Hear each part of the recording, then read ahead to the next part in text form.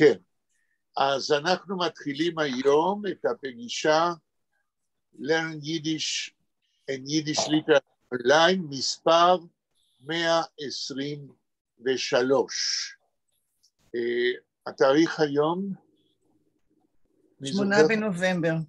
8 בנובמבר 2021, ואני אנסה היום להמשיך את הדיון על המניפסט הספרותי של יחיאל פיינר, שאני חושב שנתנאל הוריד אותו בזמנו מאקדמיה עד ומהאתר שלי, אם אני לא טועה, ואנחנו היום, כמו בפעם שעברה, מתחילים או ממשיכים לקרוא את הטקסט כפי שהוא, ולדון על הדברים קצת יותר בהרחבה, מה שלא כתוב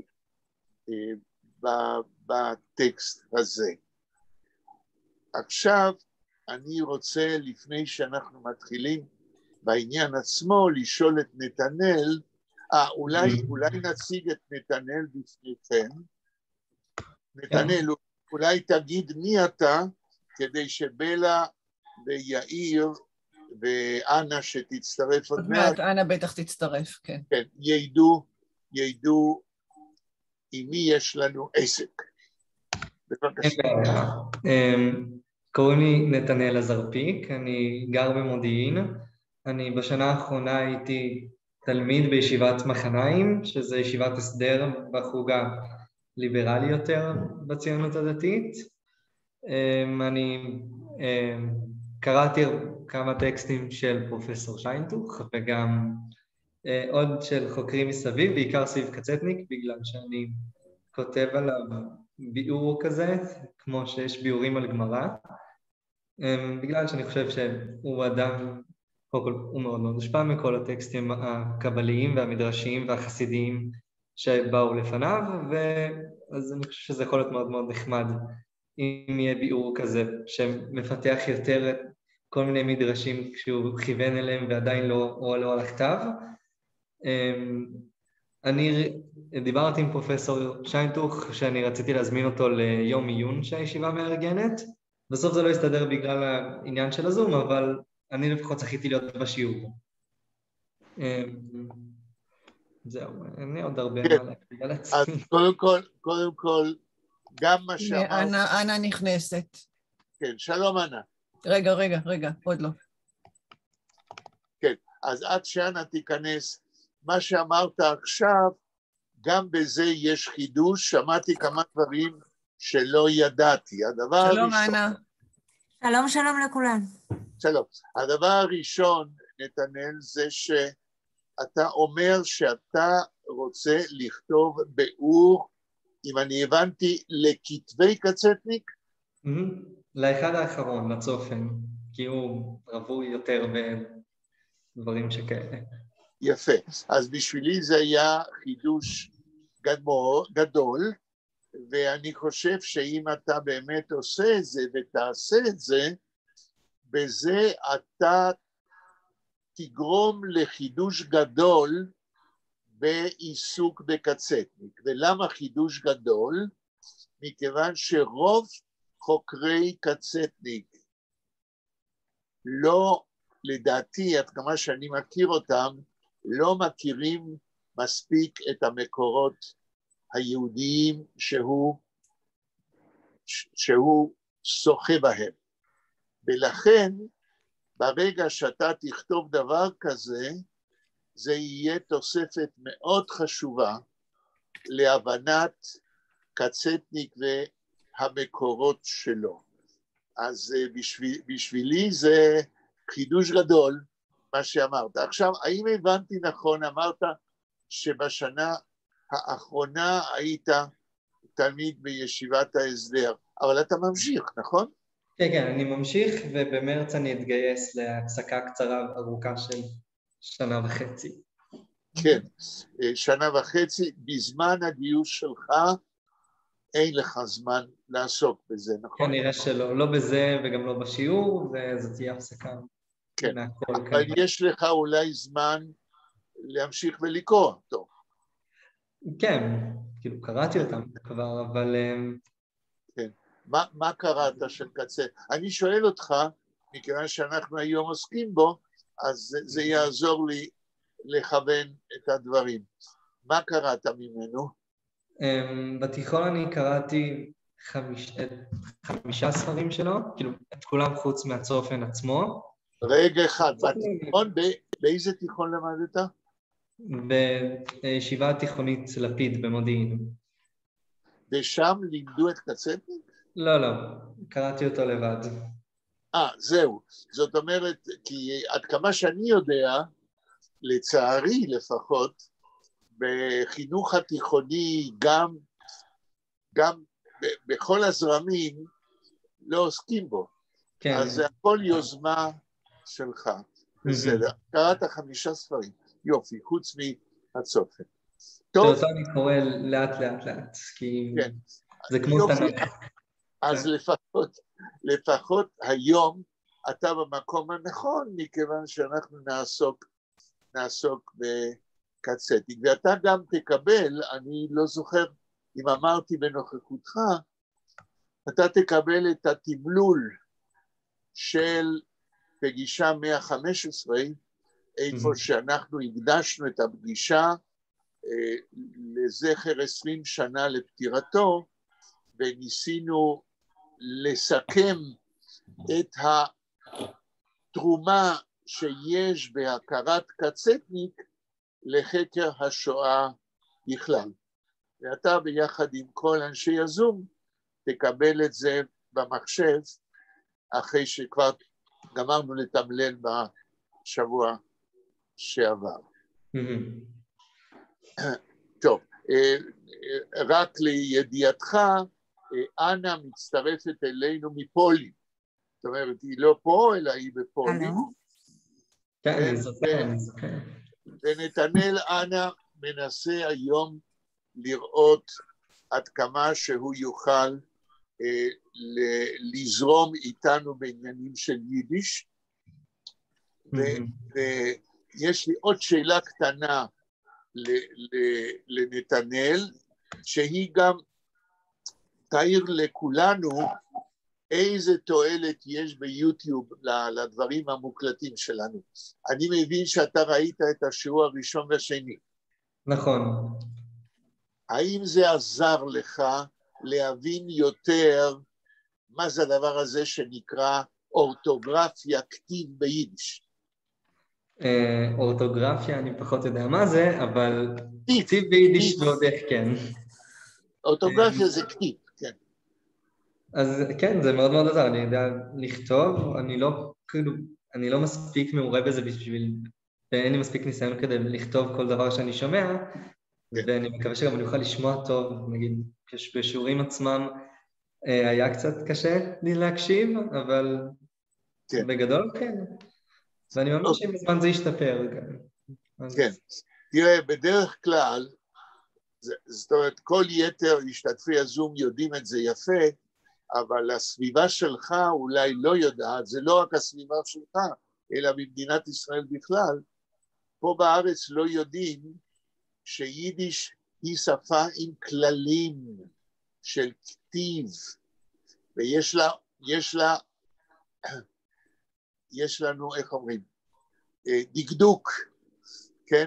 וכי אתה יודע, טוב, אולי אתה לא יודע, אולי כן שמעת, כאשר אני ארגנתי כנס בינלאומי לפני 12 שנים על 100 שנות יידיש, על 100 האחרונות של שנות יידיש, ופרסמנו את זה פה בכל אמצעי התקשורת, היו כמה ליצנים בחיפה, ברדיו המקומי של חיפה, שהתחילו להגיד, יידיש, 10 זקנים יושבים בתל אביב, בשדרות רוטשילד ומקלפים תפוחי עץ, כן? לא היה להם מושג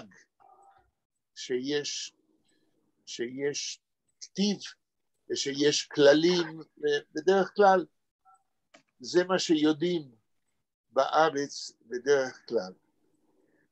טוב. בלה, אנחנו התחלנו לקרוא, אני מניח שלא התקדמנו הרבה. את יכולה אני מנסה לראות... יאיר, אולי אתה זוכר עד איפה הגענו? אנה, את לא היית בפגישה הקודמת. כן, אני לא מצאתי, אין לי זאת טקסט. אבל עכשיו את רואה את הטקסט, כן? כן, עכשיו כן אני רואה, אבל אני... אחרי the lecture you will send me please. כן, בסדר גמור, כן. אפשר להתחיל מההתחלה, אני יודעת, גם נתנאל וגם אנה לא היו, אז אפשר להתחיל. זה נכון, לא שמתי לב, אנה לא הייתה בפעם שלי.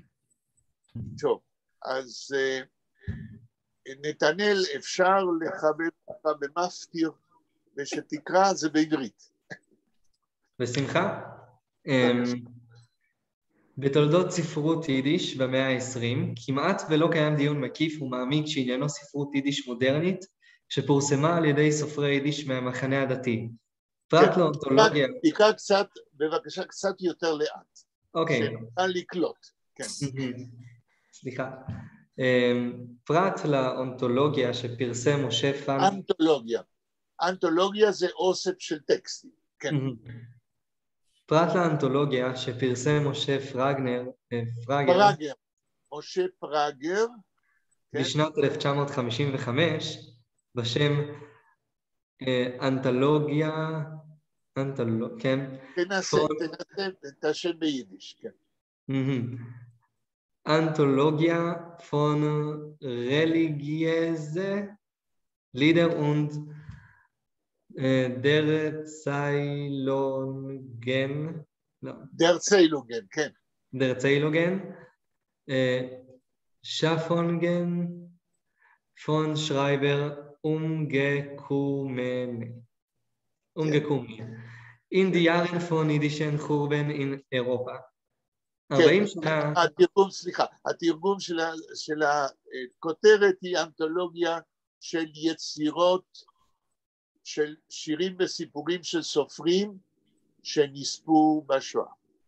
משה פרגר, אני אומר לכולכם, אני הכרתי אותו אישית, הוא ברח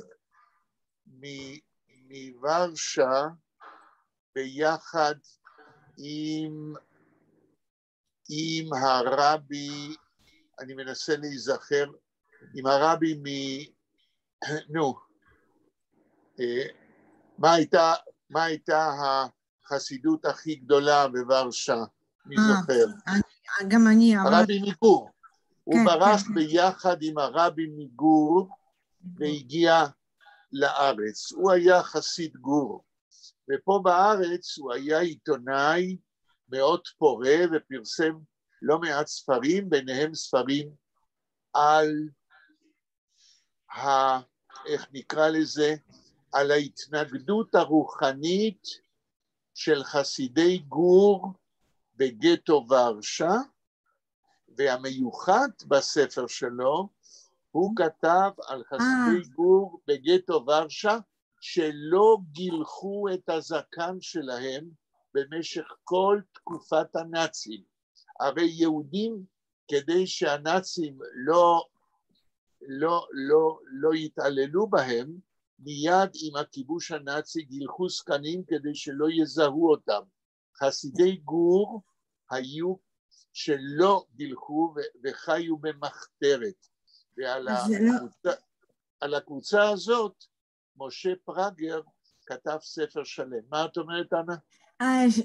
זה לא זה חיה קלונימוס קלמן שפיר? זה מישהו אחר. מישהו אחר. זה מישהו אחר. משה פרגר היה חסיד גור, ותראו, בוורשה היו כמה חסידויות. כן, נכון. ההיסטוריה, כן, של הזרמים החסידיים בשואה עדיין לצערי לא זכתה למחקר על פי כללי מחקר מוקפדים.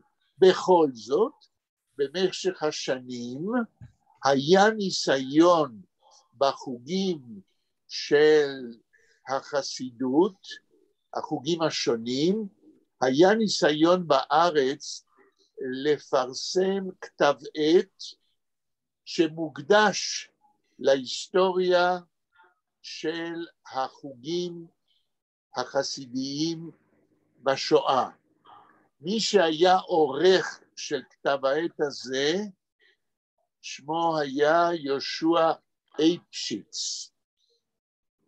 יהושע אייפשיץ נפטר לפני איזה 4 שנים בגיל 102, והוא במשך שנים, הוא היה ניצול שואה, והוא במשך שנים היה גר בקריית אתא, והיה שם ספרן, וכספרן בקריית אתא, הוא אסף כל מה שיכול היה ספרים שעוסקים בתולדות היהודים בחסידויות השונות בזמן השואה.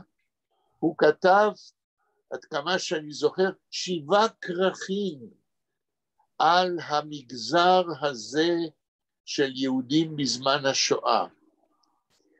והוא עבר לגור בירושלים ברחוב מיכלין 9, לפני איזה, אני יודע, נגיד 30 שנה ויותר, ומשם הכרתי אותו, והוא היה עורך של כתב עת חרדי על תולדות היהודים שומרי המצוות בשואה.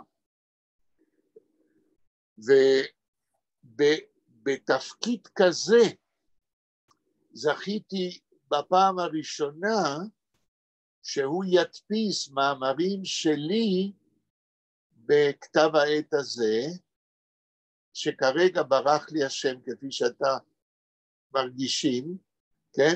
אבל אם מישהו יכתוב בפייסבוק יהושע אייפשיץ, אז יראו בדיוק עורך של איזה כתב עת. כתב העת הזה יצא במשך איזה 9 שנים, ויש בו שלל של מאמרים, ביניהם מאמרים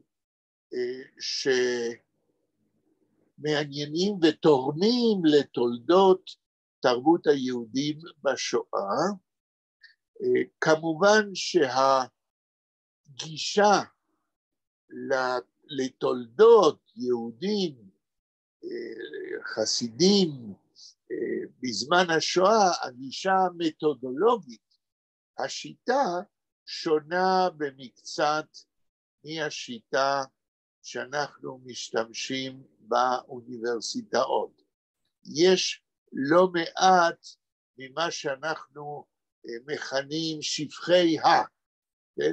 זאת אומרת, הכלים, כן, של המאמרים האלה פחות משתמשים בכללים נוקשים של בדיקה מדוקדקת של תעודות, אבל בכל זאת יש במאמרים האלה תרומה, תרומה לחקר תולדות היהודים בשואה, אבל לא פגשתי שבאוניברסיטאות משתמשים מספיק בכתב העת הזה, שגם ממנו אפשר ללמוד לא מעט.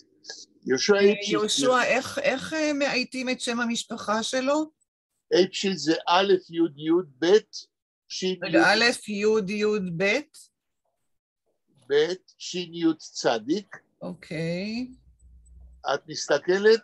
כן, אני מחפשת. א' י' י' בלה? א' י' י' ב' ש' י' צדיק. צדיק. אוקיי. המכלול אולי, יהושע? מה אתה אומר? אולי המכלול? לא. יש לו ויקיפדיה. גם. בוויקיפדיה, שם תמצאו. אתה רואה משהו, נתנאל? כן, כן, אני יכול לשלוח גם קישור בצ'אט. כן. האם אתה מוצא את שם כתב העת? זה היה כתב עת מאוד חשוב. אני אחפש, רגע. יש לו מכון על שמו. כן. יהושע ליפשיץ, גם הוא, אני לא זוכר מאיזה חסידות, אבל לא היה מאוד קשור עם הרב הראשי פרנקל בתל אביב, כאשר הרב הראשי, והוא היה מאוד קשור עם מי שהיה שר הפנים ושר הדתות, הרב בורג, כן? But he died not so far, in 90 before the epidemic. נכון? נכון, זה חיה... עכשיו, מה שקרה, יהושע ליפשיץ, אשתו הראשונה נפטרה לפני יותר מ-20 שנה, ואז הוא התחתן פעם שנייה עם חוקרת שואה מארצות הברית, והוא היה חי איתה חצי שנה בארצות הברית וחצי שנה פה. והוא פרסם ספרים רבים, מעניינים ביותר. ביניהם, ופה אנחנו מגיעים לעניינים שלנו, הוא סיפר זיכרונות איך שבהיותו בחור צעיר בן 16, הוא היה מצעירי פועלי אגודת ישראל, וככזה הוא בא לשמוע את קצטניק, אז הוא לא היה קצטניק, את יחיאל פיינר, שבראשית שנות ה-30 עזב את הישיבה, את ישיבת חכמי לובלין, והתמסר לכתיבת שירים ומאמרים ביידיש, והוא היה מופיע,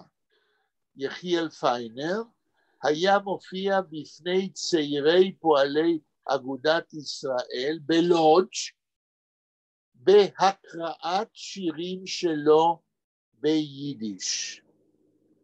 עכשיו, יהושע ליפשיץ, כבחור בן 16, היה שייך לצעירים של פועלי אגודת ישראל, שבאו לשמוע את יחיאל פיינר, וכדרכם של צעירים, מרד לא אהב את יחיאל פיינר, הכביכול משורר בעיניו, וצעירי אגודת ישראל אלה נהגו למחות כשלא מצא חן ביניהם מי שמופיע בפניהם, ויהושע ליפשיץ כותב והזיכרונות שלו שהם מחו נגד יחיאל פיינר, הכיצד? היו זורקים עליו, בזמן שהוא קרא שירים, היו זורקים עליו מגבות רטובות. ואת זה הוא מספר בספר זיכרונות שלו, שאם אני זוכר נקרא כערער בערבה. זה אחד מהספרים שלו. ושם הוא גם מספר איך הוא הכיר אותי ביד ושם. שהרי אני הייתי קצת מעורה עם דוקטור יוסף קרמיש, ראש הארכיון של יד ושם, במשך כיותר מ-30 שנה, ואנחנו שיתפנו פעולה בכל מיני דברים, ויום אחד יהושע ליפשיץ מגיע לפגוש את דוקטור יוסף קרמיש. דוקטור יוסף קרמיש היה כתובת לכל מי שעסק בשואה. הוא היה... קרניש, אנחנו, how we write the קרניש? קוף, בעברית, קוף ר' מ' י' שי. קוף מם. לא, קוף ריש. קוף ריש. קוף ריש מם יוד שין. דוקטור יוסף קרמיש. Natan, can you find me in the Wikipedia and then I will read after the lecture, because you are perfect to find. לא, זה את צריכה לעשות בעצמך. את יכולה להיכנס ולחפש יוסף קרמיש, תמצאי שם. חשיבותו של יוסף קרמיש, אם אנחנו מדברים על חקר תקופת השואה, היא מאוד גדולה. הוא כתב דברים חשובים, אבל אני אזכיר רק דבר אחד שהוא אבן יסוד לכל מי שמתעניין בתגובה היהודית בזמן אמת בגטו ורשה. דוקטור יוסף קרמיש, אני אתן לכם רק, אספר לכם לא אנקדוטה, אלא עובדה ביוגרפית שלו, כדי שתבינו עם מי יש לנו עסק. אין כיום כבר אנשים כאלה.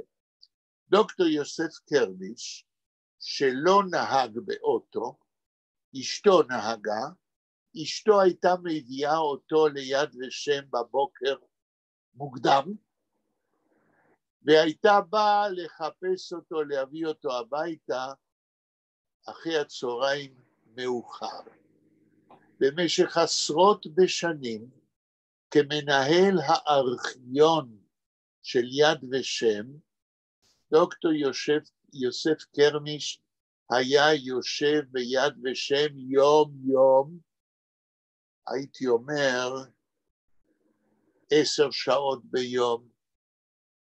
הוא לא היה נוסע הביתה לאכול, הוא היה צמחוני, אז הוא היה מביא בתיק שלו ירקות, והארוחה שלו באמצע היום, זה היה ארוחה צמחונית, שהוא היה מביא בתיק שלו, ואוכל את זה במשרד שלו. אני מניח שלא היה מקדיש הרבה זמן לדבר הזה. ובמשך 30 שנה הוא עסק, אחד הדברים המרכזיים, הוא עסק בהרבה דברים, אבל הוא עסק באיסוף עיתונות המחתרת שהופיע בדפוס בגטו ורשה במשך שנים תחת שלטון הנאצי.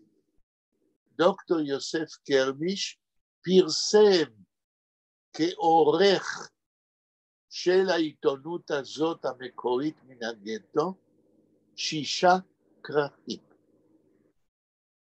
אבל 6 הכרכים האלה הם לא המקור בשפות שעיתונות המחתרת פורסמה בגטו.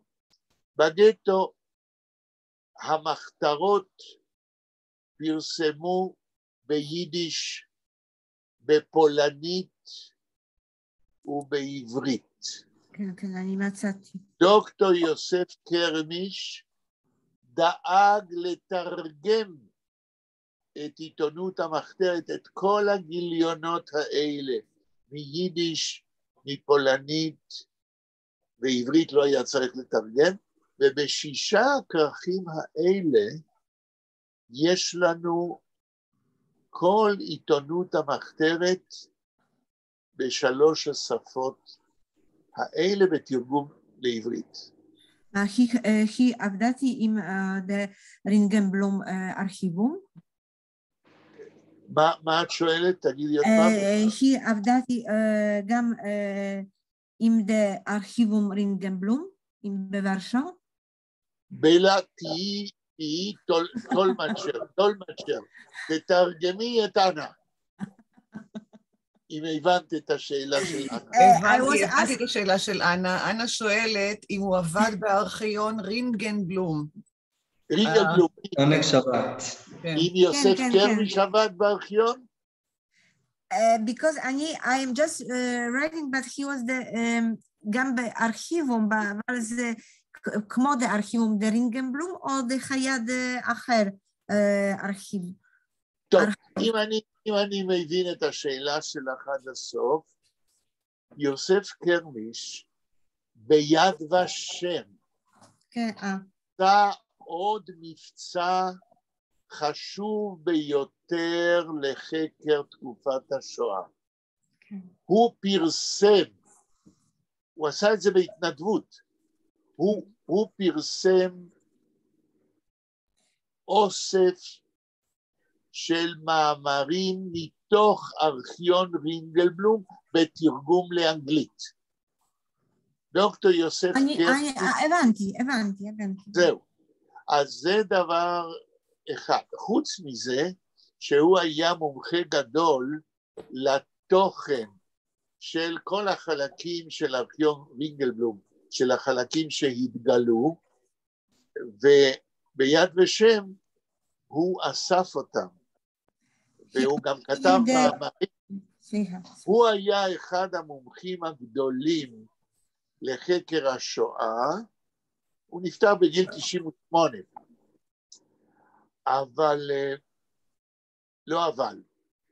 בזמן שתפסו את אייכמן בארגנטינה, והביאו אותו לישראל, בנו במשטרת ישראל צוות, קבוצה של חוקרים שהיו צריכים להכין את משפט אייכמן. באותה תקופה, בראשית שנות ה-60, 1961, קבוצת החוקרים לא ישבה בירושלים, אלא הם התבודדו באיזשהו מקום בצפון, ובמשך חודשים רבים הם אספו חומר בשביל משפט אייכמן. בראשית 1961 לא ידעו הרבה על מה שקרה בשואה, ולכן פקד גולדמן, שהוא היה במשטרה, אחד האנשים שהיה בצוות הזה, ועורך דין האוזנר, ועוד כמה חוקרים שהיו בקבוצה שהכינו את המשפט, פנו לדוקטור יוסף קרמיש ביד ושם, וביקשו מיד ושם, דרך יוסף קרמיש, חומר על מה שקרה בשואה. ודוקטור יוסף קרמיש, כראש הארכיון של יד ושם, שלח להם חומר בשביל המשפט. חוץ מזה, פקד גולדמן מהמשטרה, ממדור 06 במשטרה, שעסק במה שקרה בשואה בפולין, הלך לראיין את קצטניק בשביל המשפט. וקצטניק לא כל כך רצה להופיע במשפט, אבל הוא הסכים שפקד גולדמן יראיין אותו בביתו. ואז פקד גולדמן הביא איתו מזכירה, ששמעה מה שקצטניק אומר לגולדמן, ומתוך שמיעה כתבה במכונת כתיבה עם המון שגיאות, כי איפה אותה מזכירה יכלה לדעת שמות של ערים בפולין ושמות של אנשים. כשאתם יכולים לשאול אותי, יחיאל שיינטוך, אתה לא היית שם, מאיפה אתה יודע את כל זה? יאיר, תשאל אותי את השאלה, בניסוח שלך. אתה היית בארגנטינה, איך יכול היית לדעת את כל פרטי הפרטים מה קרה בשואה? לא. רגע, אתה שואל אותי? אתה ביקשת אותי לשאול אותך. לא, אני לא ידעתי את הפרטים שקרה בשואה, אבל אני יודע דברים על פקד גולדמן, על איך הכינו את המשפט, על יוסף קרמיש. נכון. אתה חקרת ואתה יודע שפקד גולדמן וקרמיש וכולם והאוזנר נפגשו בצפון באיזשהו מקום והכינו את המשפט, כי המשפט אמור היה להיות משפט היסטורי, להעלות את המודעות, והייתה חשיבות רבה להביא גם עובדות כהווייתם, מפי מקורות. אוקיי. אנה, תשאלי אותי את גם את השאלה בניסוח שלך. שואה על? שאל על? על מה? אני אומר... Anna, ask Yechiel, how the hell did he know about what happened? What happened in the sentence, in preparing the sentence of Eichmann? I think there was as I can imagine, there was the moment after the war that some people couldn't know because now it's too late to know many things. I think the professor Shinetuch know because there was the good moment, good right to know. The people still was in life. Okay. בלה, תנסחי את השאלה שלה.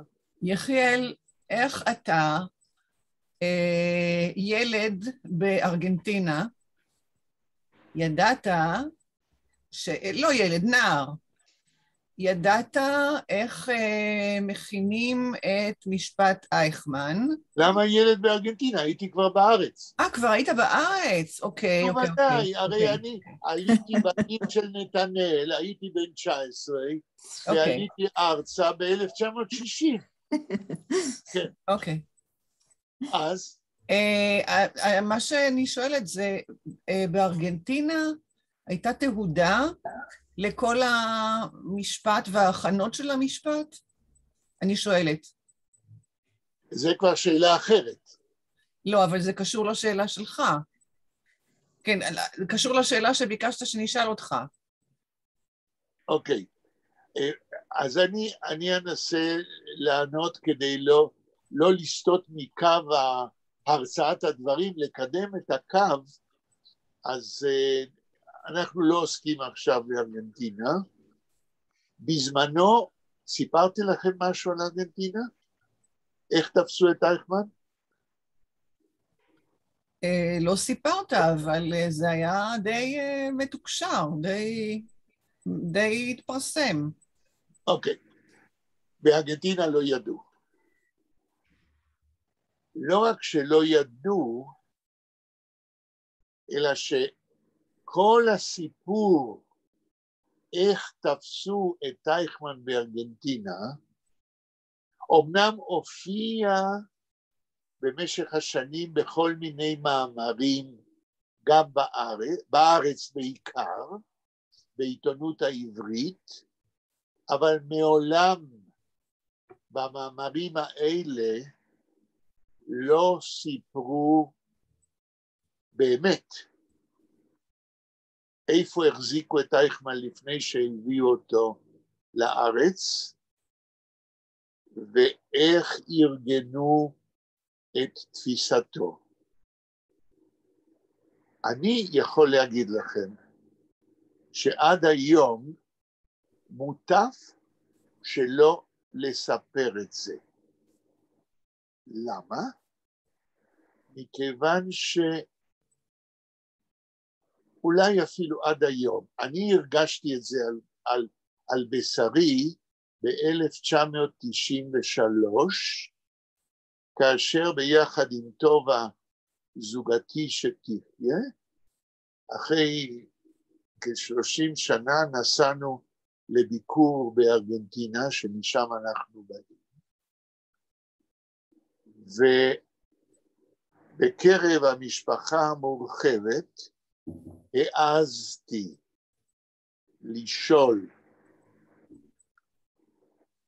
על אייכמן ועל איך שהוא נתפס, וקיבלתי קיתון של קור ותגובה צוננת שלא, ב-93, כן?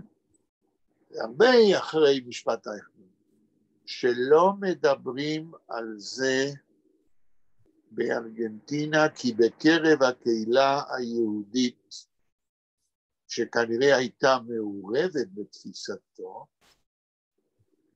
לא מדברים על זה כי הרבה נאצים ברחו לארגנטינה ועדיין ב-93 הם שורצים בבואנוס איירס, ומוטב שלא לדבר על זה. זה כל מה שאני יכול להגיד לשאלה האחרונה של בלה. אבל כתשובה לניסוח השאלה הגדולה יותר שביקשתי שתשאלו אותי, מאיפה לי הידיעות על קרמיש, על אייכמן, על פקד גולדמן, אז התשובה הכללית,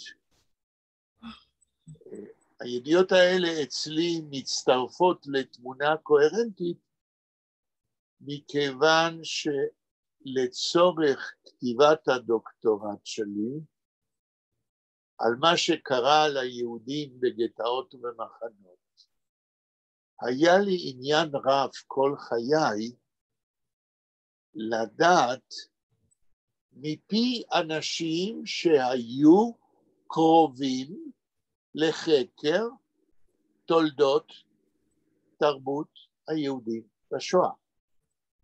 פקד גולדמן היה ניצול שואה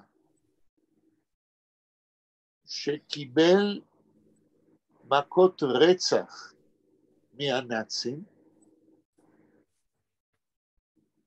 וכשהוא הגיע לארץ כנער, הוא התגייס למשטרה,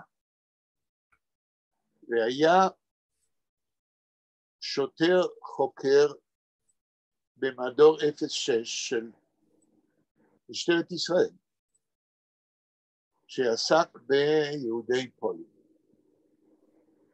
האם שמעתם שיש סרט שחיים גורי עשתה על סמך מה שקרה לפקד גולדמן, סרט שנקרא המכה ה-81?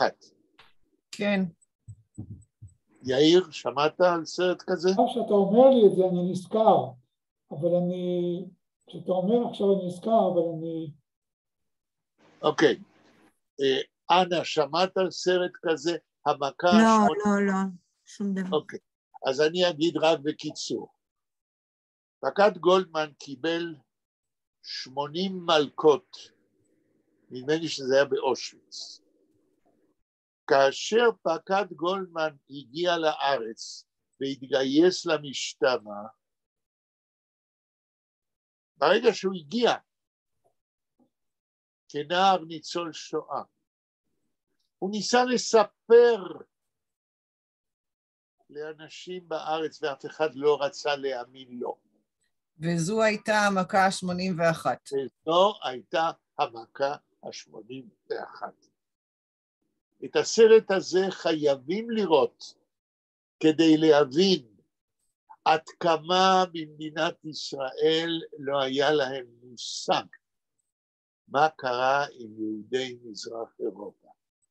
אף על פי שבעיתונות פה ושם כתבו ידיעות עיתונאיות. ואני אומר, עד כמה שהיום לא יודעים, כי היום לא מלמדים את תולדות יהודי מזרח אירופה בשואה, לא בתיכון. באוניברסיטאות מלמדים את זה מהצד של ההיסטוריה הנאצית, מה הגרמנים עשו ליהודים, אבל מה עשו היהודים בעצמם כתגובה בזמן אמת בגטאות ובמחנות? הם לא הלכו כצאן לטבח כפי שהיה מקובל לחשוב, הם כתבו, רבותיי, בפגישה 119 בזום שהיה לנו, אני הקדשתי לשיחה איתכם 1.5 שעות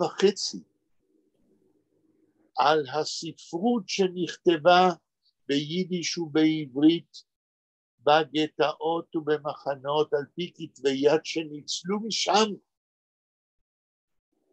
אם לזה אפשר לקרוא שהלכו כצאן לטבח, זה סילוף היסטורי. אני אז אמרתי לכם שמול 40 כרכים שעומדים כיום על המדפים בספריות בעולם של הפרוטוקולים של משפטי נירנברג, המשפטים שארצות המערב עשו לנאצים, לפושעים הנאצים, 40 כרכים של משפטי נירנברג, מיד אחרי המלחמה. אנחנו מסוגלים כיום, אנחנו היהודים במדינת ישראל, אנחנו לא עושים את זה, אבל אנחנו מסוגלים להעמיד 40 כרכים ואפילו יותר של מה שיהודים כתבו בגטאות ובמחנות על סמך כתבי יד שניצלו משם. ויד ושם לא עושה את זה. למה? כי יד ושם כתב לי מכתב בזמנו, וסיפרתי לכם, כשפניתי אליהם, תעזרו לי להוציא את סיפורי ישעיהו שפיגל מגטו לודג', נאלצתי להוציא את זה כמעט על חשבוני. למה? כי יד ושם אמרו לי, אנחנו לא תומכים בדברים שנכתבו ביידיש, גם לא בכתבי יד מהתקופה ההיא. מתי זה היה? זה היה הספר שאני הוצאתי, איך קראנו לספר שהוצאתי, תן לי לחשוב רגע, הפרוזה הסיפורית של ישעיהו שפיגל בגטו לודג' על פי כתבי יד אותנטיים שהוא הציל משם. הספר הזה יצא נדמה לי ב-1995. זאת אומרת שהמכתב הזה שנמצא בארכיון שלי, שיד ושם כתב לי, בשם מנהל יד ושם, צריך להיות מאותה התקופה. ומה היה רוח המפקד של יד ושם? אנחנו עובדים בשביל הדור הצעיר, והדור הצעיר מדבר עברית. כאילו כל ניצולי השואה כבר מתו, בראשית שנות ה-90, ואנחנו בשבילם לא צריכים לעשות שום דבר, כי הרי הם כבר מתו, זה ההיגיון שלהם. הדור הצעיר מדבר עברית, יידיש, בשביל מה הוא צריך? אנחנו במדינת ישראל מדברים עברית, יידיש, תרבות של 750 שנה בכתובים וכ1,000 שנה של דיבור, לא מספיק חשוב כחלק מהתרבות היהודית. זה מה שאני מסיק מהתגובה של יד ושם. אני כן ארצה קצת להגן על יד ושם לפחות היום. מזל שהראשים שלהם לא נשארים בתפקידם כמו שניצולי השואה נשארים בחיים, אבל כן, היום כבר יש הלך רוח של יותר, כאילו, זה גם טרנדי בכללי בהיסטוריונים העולמיים, לספר גם חיי יום-יום, אז הם נדרשים להסתכל על מקורות שבאים מתוך העם היהודי באותה תקופה, וגם בכללים, בגלל שהם הולכים לקראת הצעירים, אז אוניברסליזם זה גם חלק מהעניין, אז הם גם נדרשים לקבל עוד תרבויות שהן לא התרבות הישראלית, העברית, הציונית. כן. כן. אני שואל אותך, זה לא התקפה נגדך, אבל אני שואל אותך, כל מה שאתה אומר זה נכון, אבל האם זה מספיק? כאשר 6 מיליון לפי האומדן נרצחו על ידי הנאצים, ויד ושם אמונה על המורשת של 6 מיליון יהודים אלה, ולא רק עליהם, אלא על יהדות מזרח אירופה שנחרבה, כולל התרבות ומוסדות התרבות שלה על ידי הנאצים. האם זה הגיוני שלא הושקע גוש בפרסום אותם 40 כרכים שאני מדבר עליהם, על פי כתבי יד שניצלו מהתקופה? ודאי שלא. אני אומר, יד ושם של אז ויד ושם של היום זה כבר שני גופים מאוד שונים. וזה הולך ומשתנה, וזה כנראה גם משתנה בעתיד, כאילו מטבעו של... נקווה, רק נקווה. אבל אני לא שמעתי שיד ושם ארגן קורסים ביידיש בשביל מי שמתעניין בשפתם של הנספים. דרך אגב, מתוך 6 מיליון אלה, על פי אומדן, עד כמה שאני יודע, 5 מיליון דיברו יידיש. לא שמענו שהתרבות שלהם זוכה לאיזושהי תמיכה כספית, ללמוד אותה, ללמוד את השפה. לא שמעתי על שום שיתוף פעולה בין יד ושם וחוקרים שעוסקים בחקר תרבות יידיש. זהו, אבל לא זה העניין של הדיבורים שלנו כיום. ניסיתי לענות, או להתחיל לענות, את פקד גולדמן הכרתי אישית, את הפרוטוקול שאותה מזכירה רשמה בזמן ששמעה את קצטניק מספר לו מה שהוא סיפר לו, את הפרוטוקול מלא השגיאות, אני פרסמתי אותו עם תיקונים מתוך מה שאני יודע, תיקנתי את הפרוטוקול, את השגיאות, ופרסמתי אותו במבוא שלי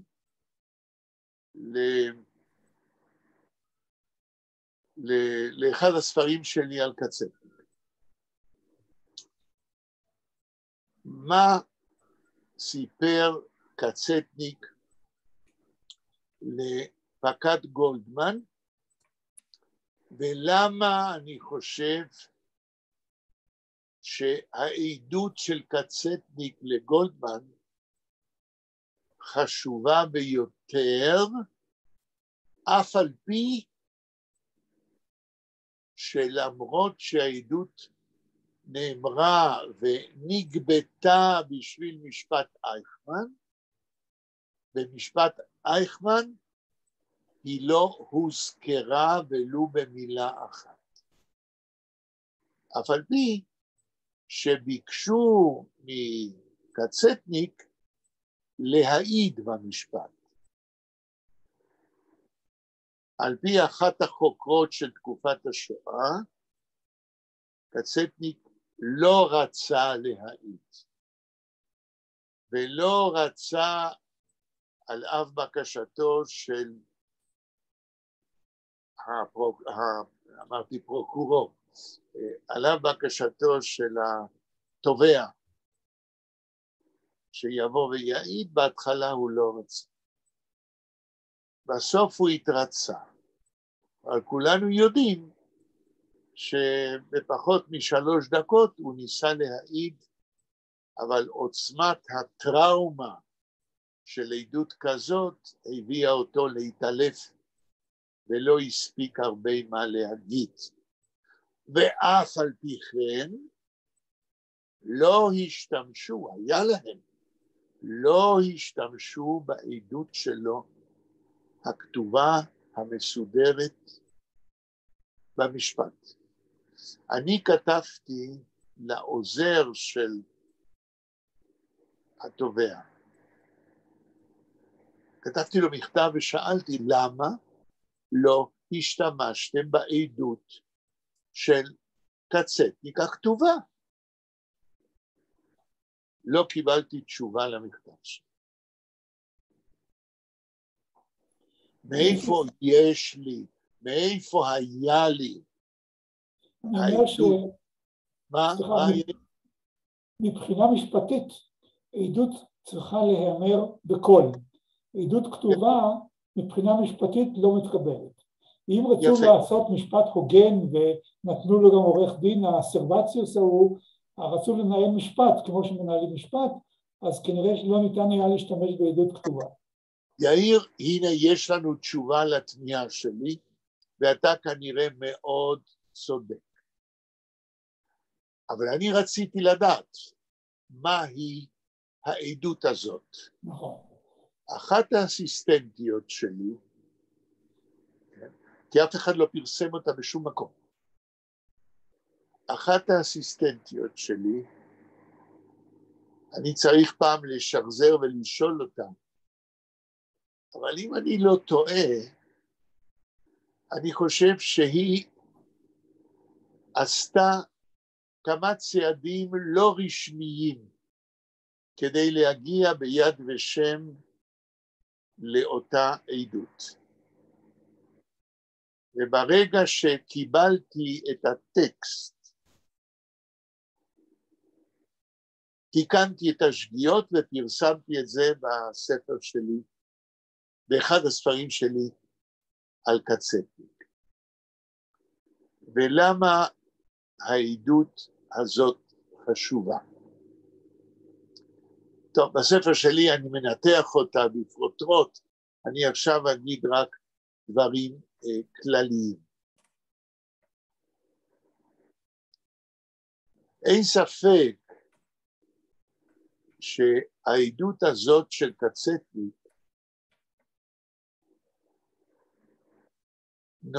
פותחת אשנב שמסביר את מה שקצטניק כתב בספריו. בזמנו, באחד הספרים שלי, אני אומר אחד הספרים כי הרי פרסמתי שני ספרים על קצטניק. אחד זה היה התיעוד בעל פה, אני ראיינתי אותו במשך 7 שנים. כ-40 פגישות לא אישיות, אלא בטלפון. והפרוטוקולים של הפגישות האלה, סיכמתי אותם בספר. הספר השני זה היה ניתוח יצירתו על השואה. אני לא זוכר באיזה מהשניים, ואולי בתוך השניים, השתמשתי בעדות הזאת שהוא נתן לי יד ושם, לפקד גולדמן, שהופקד ביד ושם.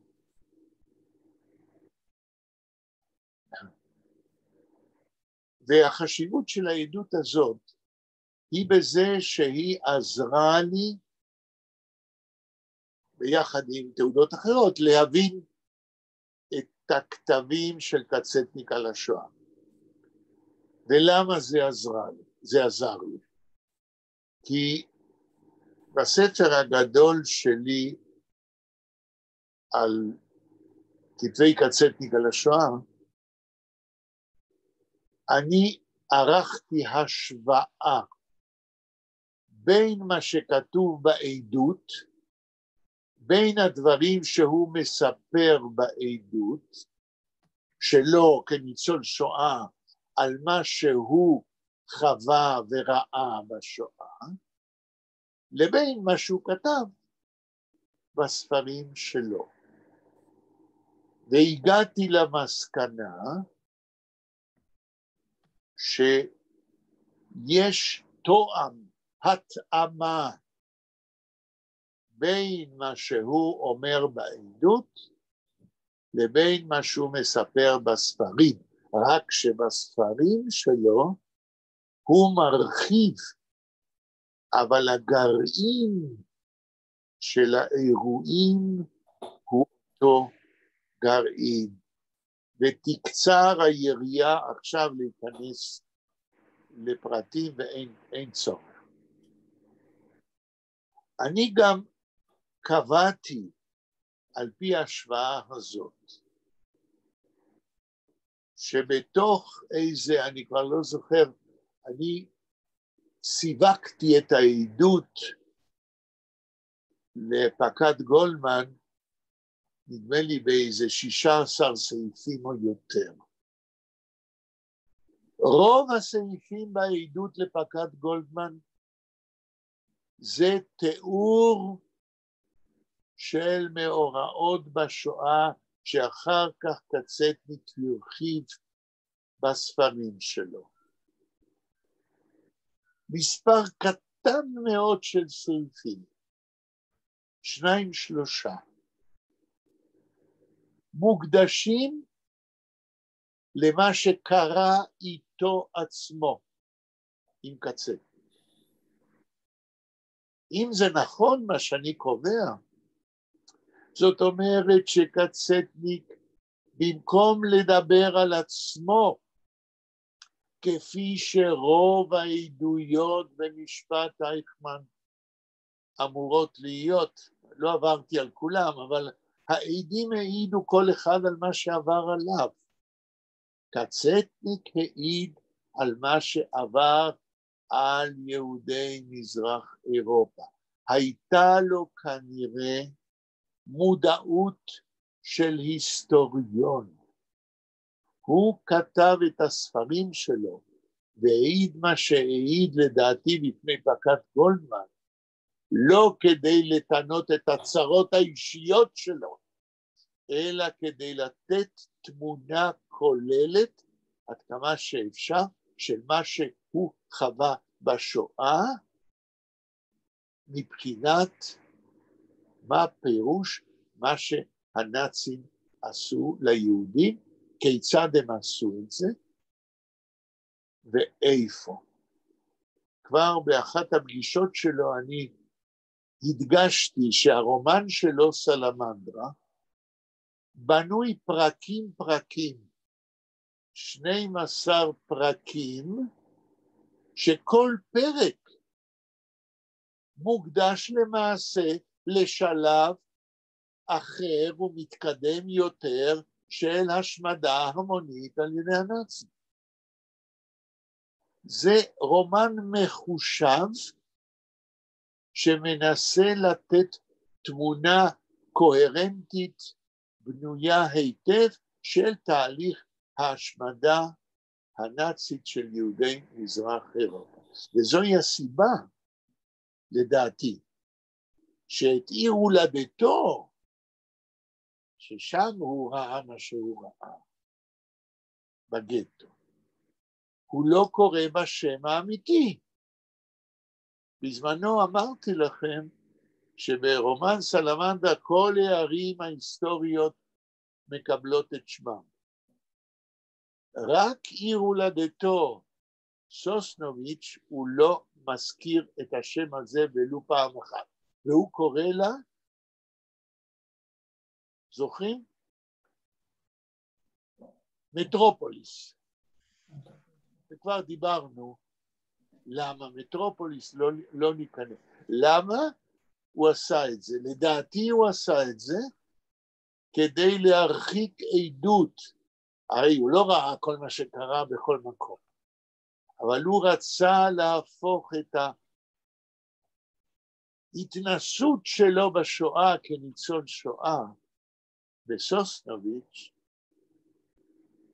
כתיאור בסלמנדרה של מה שקרה ליהודים בכלל בשואה.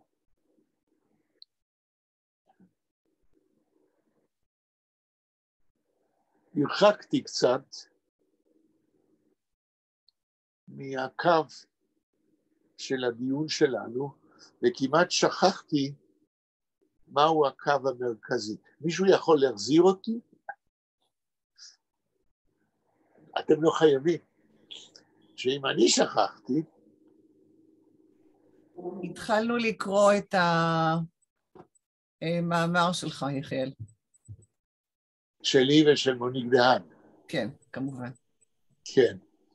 ואז התעכבנו באיזה מקום על כך ש... זה התחיל ממשה פראגר, ועבר ליוסף גרניש. כן. ומשם זה התגלגל, גולדמן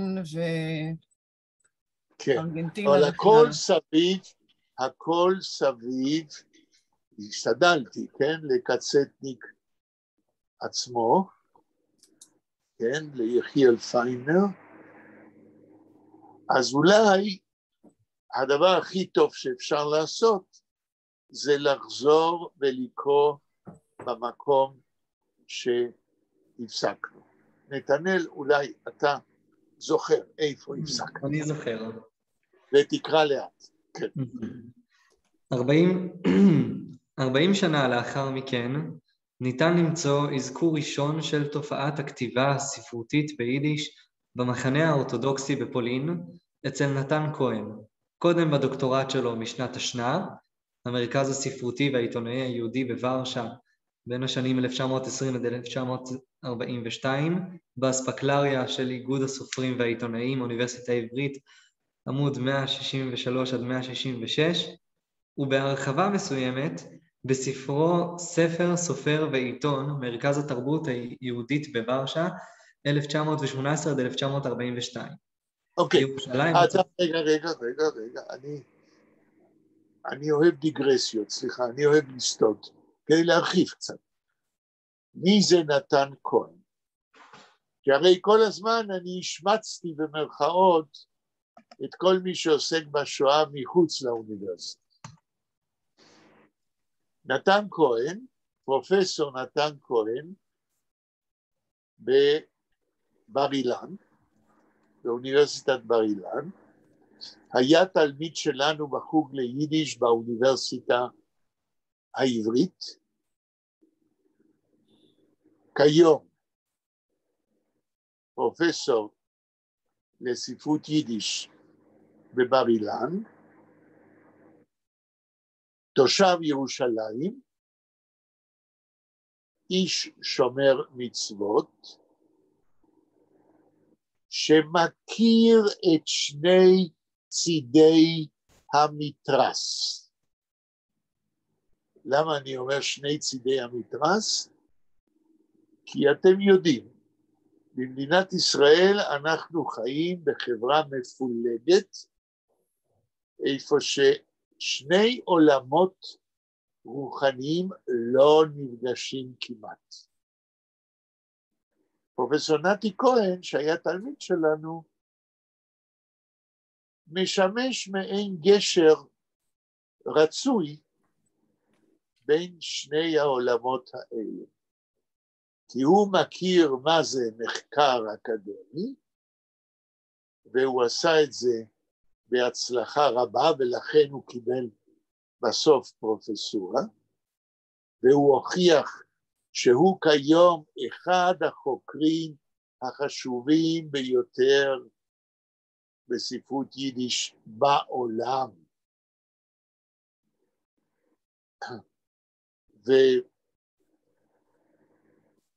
כן, וזה לא מקרה, אני מניח שזה גילוי נאות, שבלה סיפרה לנו בפעם שעברה, שהיא עומדת לכתוב דוקטורט. איך את קוראת לדוקטורט שלך? עוד אין לו שם, אבל הוא על בתי ספר ביידיש בין שתי מלחמות העולם. כן, והמדריך שלה הוא פרופסור נתן כהן. אז בכל זאת, יש לנו קצה של גשר בין שני העולמות.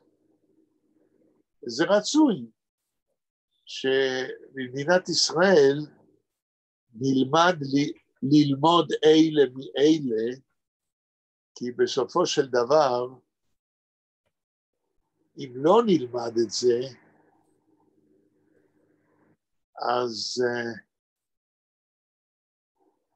אז יקרה מה שקרה מאז יציאת מצרים.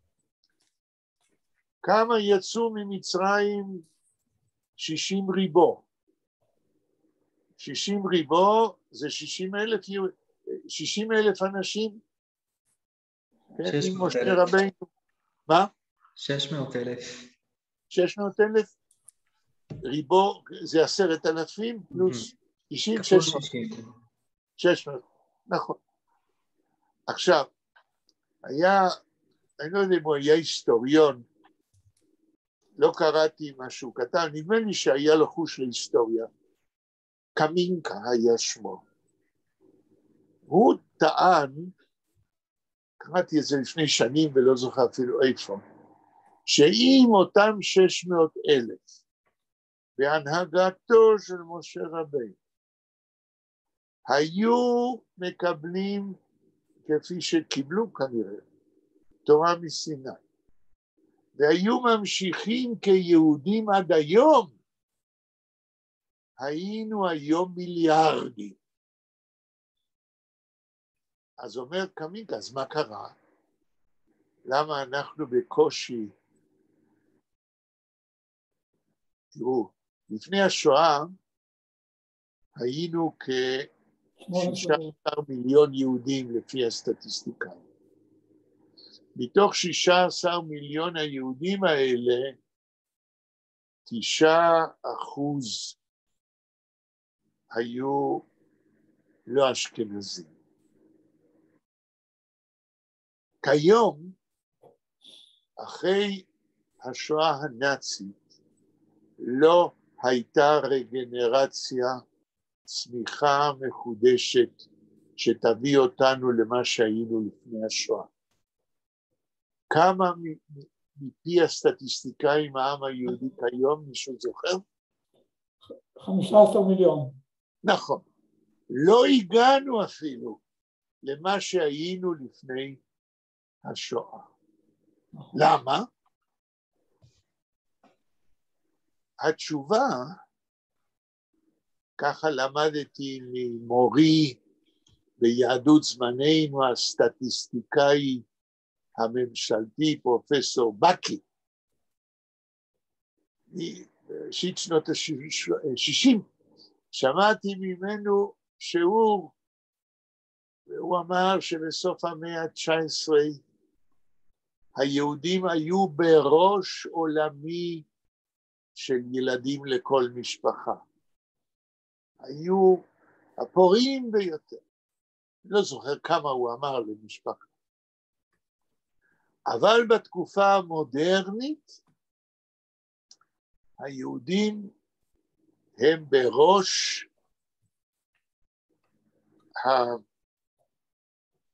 המיעוט בילודה בעולם, חוץ ממדינת ישראל. מדינת ישראל, העם היהודי הוא הפורי ביותר בקרב יהודים בעולם.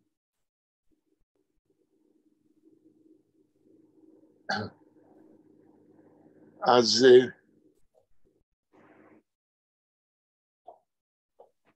תמשיך. גם ההתבוללות יש לה חלק בזה.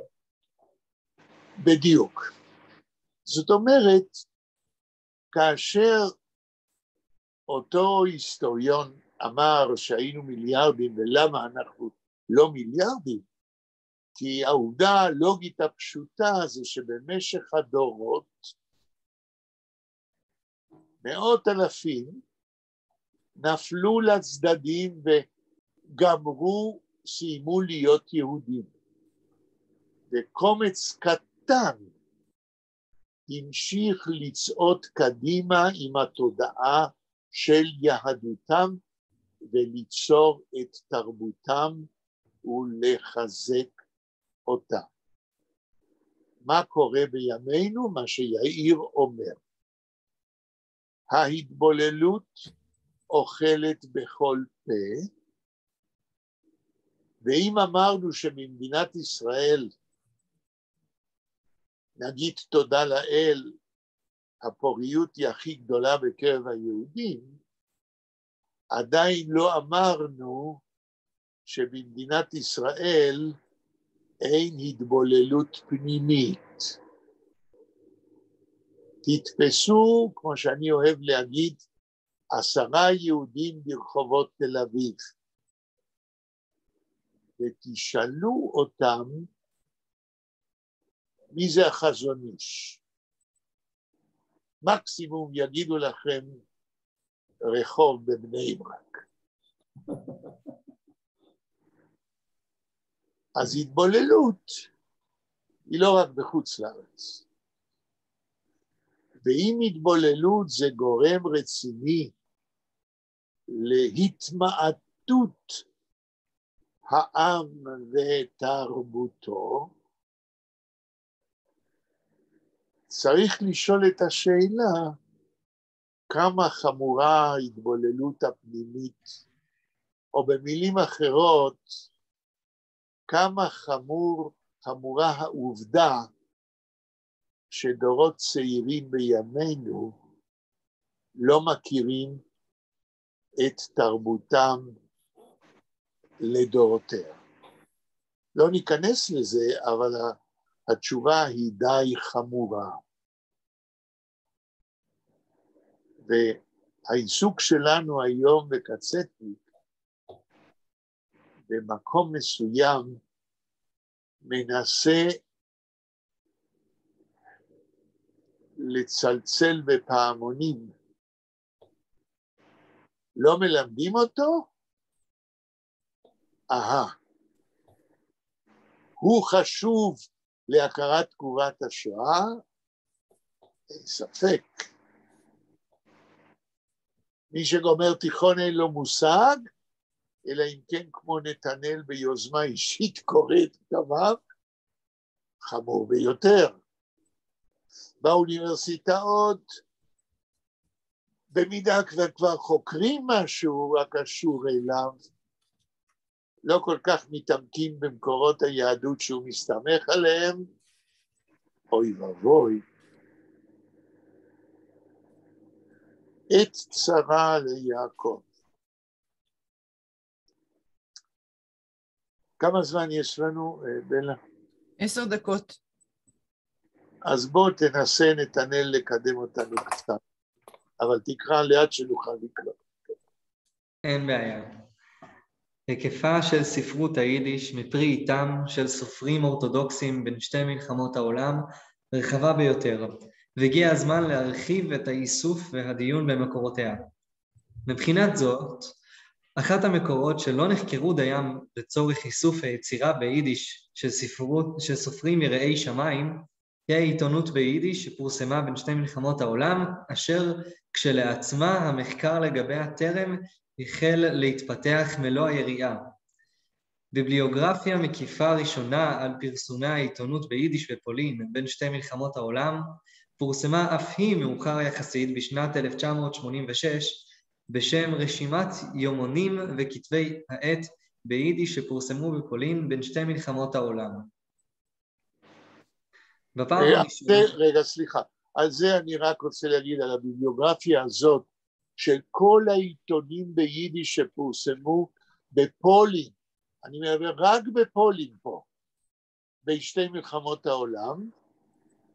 פעם עשיתי לכם תרגיל, כן, למשתתפי הפגישות האינטראקטיביות בזום, ושאלתי כמה עיתונים אתם חושבים שפורסמו ביידיש בפולין בין שתי מלחמות העולם.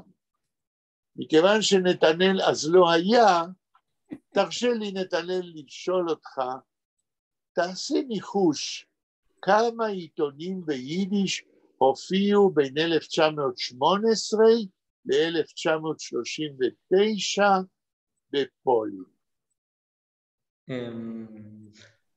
זה ניחוש, זה לא בחינה. אני זורק 50,000. הצחקת אותי. הגזמת, הגזמת. הולך לפי כמה מחשבה שלך, ומגזים. כן, ניסית ללכת למה שאני רוצה שתגידו, אבל אני לא רוצה שתגידו את הפנטזיות שלכם. יאיר, אתה זוכר כמה אתה אמרת אז? אני זוכר מספר 6,000 או 5,000, משהו כזה. עוד פעם? 5,000. מה אתה אמרת? לא מה אני אמרתי, מה אז אתה אמרת? כששאלתי פעם ראשונה. אני חושב שאמרתי 1,000, אמרתי 1,000, משהו כזה. לא, אמרתי 600, אני חושב. 600, כן, לא אמרת. אנה, את זוכרת מה את אמרת? אם היית אז, את אז היית כאן. בלה, מתרגם. אני לא. How many I asked a question before many months. I asked you how many Yiddish newspapers were published. There was a lot, הרבה. No, not what I think. What did you think then? אני חושבת שהיה 100. אוקיי. בלה, כמה את חשבת אז בשאלה הראשונה שלך? אני חושבת שאני חשתי משהו בין 60 ל-80, אבל אני כבר לא זוכרת את המספר האמיתי. אוקיי. עכשיו אני אומר, אחרי שעשינו את התשאול הזה, מהי התשובה האמיתית? שהרי את הביבליוגרפיה הזאת אני כתבתי ופרסמתי, ואני יודע בדיוק. זה כמה אלפים.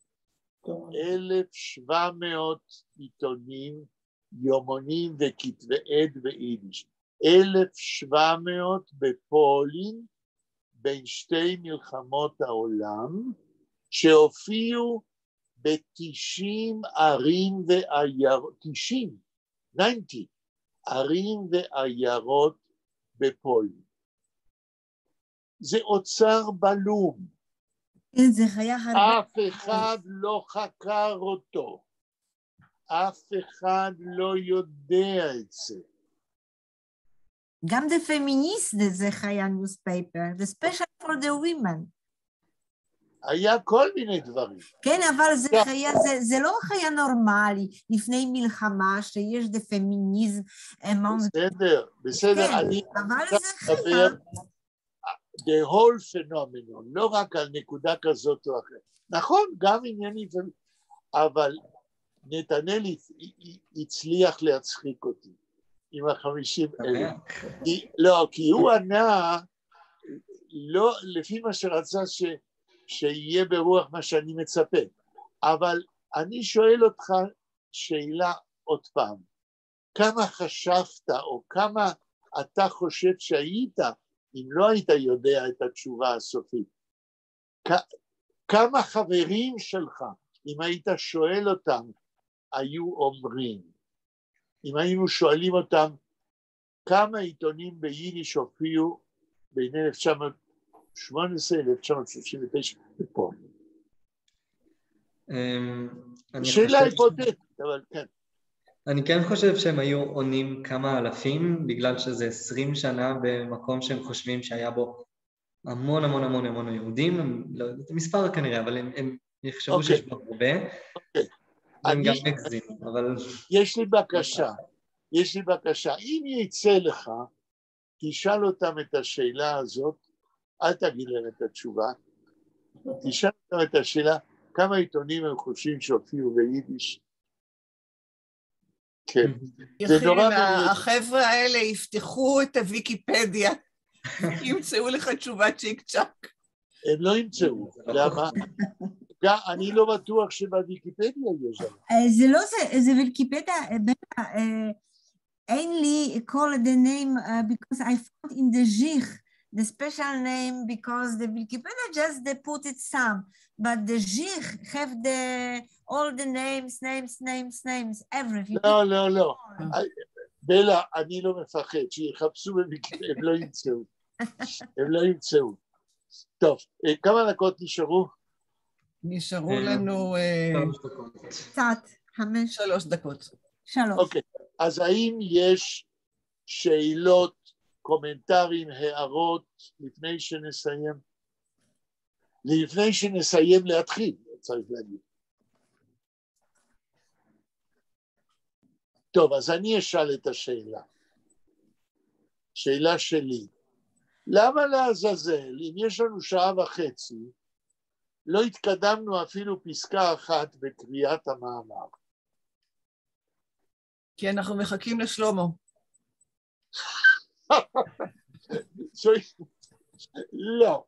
לא, אני לא עשיתי דיליי בגלל שמחכים לשלמה. יש תשובה אחרת? כן, כי נכנסנו לדברים מעניינים, ונסחפנו כמו שאומרים. נכנסנו לדברים מעניינים, עוברים עליהם היה חשוב.